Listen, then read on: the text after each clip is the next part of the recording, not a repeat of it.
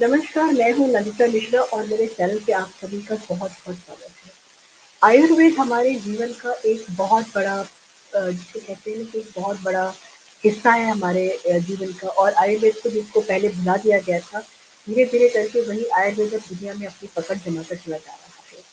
आयुर्वेद में जो हम जड़ी-बूटियाँ लेते हैं, जो हम जड़ी-बूटियाँ खाते हैं, उनको छोड़ कर के जिस तरीके से हम अपनी आयुर्वेदिक में प्रैक्टिस करते हैं, चाहे वो नहाना हो वहाँ से लेकर के नहाने में भी किस तरीके से एक तरीका होता है नहाने का, एक तरीका होता है अपने आप को ठीक रखने का, अपने आप को तंदुरुस्त रखने का, उसका भी महत्व होता है।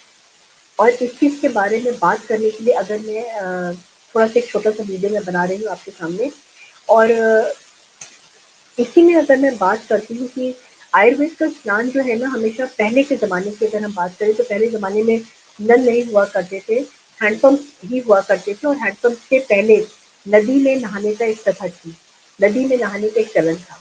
और जब हम नहाते थे तो हमेशा आयुर्वेदिक स्नान किया करते थे और वो आयुर्वेदिक स्नान जो होता था, जो नहाना होता था, वो तालाब या नदी में होता था। लोटा, बाल्टी और शावर से पहले हम सबसे पहले जब नदी में उतरते थे, तालाब में उतरते थे, तो हमारा पैर पानी में जाता था और पानी से हो पैर से होते-होते फिर वो ऊपर हमारी नाभि तक आता था। इसके पीछे भी एक बहुत बड़ा एक कारण है। पैर जब पानी में सबसे पहले जाता है, तो जो टेम्परेचर होता है पानी का, वो आपकी बॉडी के साथ एडजस्ट होता है, जिससे कि हार्ट के ऊपर या हमारे सर पे जो हमारी नसें होती हैं, उनके ऊपर प्रेशर नहीं पड़ता है। तभी आयुर्वेद में कहा जाता है कि हमेशा पैरों से स्नान करना चाहिए। पहला पानी अब तो नदी में हम लोग नहाते नहीं हैं। पहला जल जो होता है वो सबसे पहले पहला जल जो पड़ना चाहिए हमारे शरीर पे वो पड़ना चाहिए हमारे पैरों के ऊपर। हमारे पैरों से होते हुए घुटने, घुटने से होते हुए ऊपर, ऊपर आकर के नाभि पे जब हम आ जाते हैं, तो नाभि हमारी वो जगह है जहाँ पर कि बहुत ऊर्जा है, जहाँ पर कि बहुत ज़्यादा ताकत है, जहाँ पर कि हमारा जीवन हमारे उसमें बसा हुआ है, नाभि में हमारे। तो हम जब पानी में पैर अपने डालते थे तो नाभि जो है वो समस्त जितने भी हमारे अंग हैं उसमें सबसे ज़्यादा इम्पोर्टेंट है क्योंकि नाभि जो है वही बताती है कि पानी का तापमान क्या है। पैर ठंडे हो जाते हैं, पैर गर्म हो जाते हैं मौसम के हिसाब से।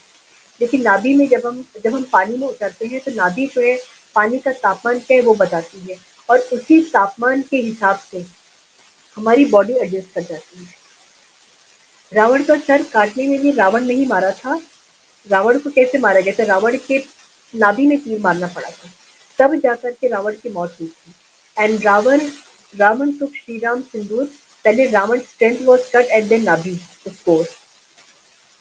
बड़ा पेड़ काटा नहीं जाता है, उसकी जड़ों में मट्ठा डाल दिया जाता है उसको खत्म करने के लिए। ये एक छोटी सी कहावत है जो मैं आपके सामने लेकर के आती हूँ। नाभि ही हमें भोजन देती है जब हम माँ के पेट के अंदर होते हैं। नाभि से ही जो है छोटा जो बच्चा होता है अपनी माँ के पेट में उसको भोजन मिलता है, उसको खाना पानी मिलता है। नाभि इसलिए ज़्यादा इम्पोर्टेंट होती है। और नाभि में जो युद्ध की नीति है उसका भी एक बहुत इम्पोर्टेंट एक बहुत इम्पोर्टेंट फैक्टर होता है। मैंने जिस तक बताया कि नाभि की वजह से ही एक बड़ा सा जो एक इतना बड़ा खूंखार विलेन जिसका नाम आज तक बच्चे माँ बाप अपने बच्चों का नाम उसके ऊपर नहीं रखते, हालांकि वो बहुत परम विद्वान था। रावण की मैं बात कर रही हूँ। रावण परम विद्वान था, उसके बाद भी जो है कोई भी माँ बाप अपने बच्चे का नाम रावण के नाम पर नहीं रखते हैं। उसी रावण की जब मृत्यु हुई थी तो विभीषण ने बताया था कि उसकी मृत्यु कैसे होगी। सर काट दिया, सब कुछ हो गया, लेकिन रावण मरने के लिए तैयार नहीं था। अंत में श्री राम को नाभि में जा करके जो है अपना तीर मारना पड़ा था, तब जाकर रावण की मृत्यु हुई थी।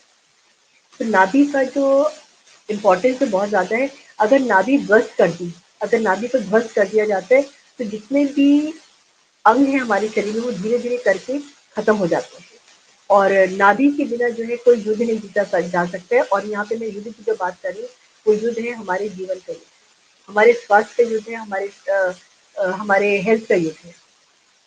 मेरा ये वीडियो आपको कैसा लगा इसको ज़रूर मुझे बताइएगा। Thank you so much. नमस्कार।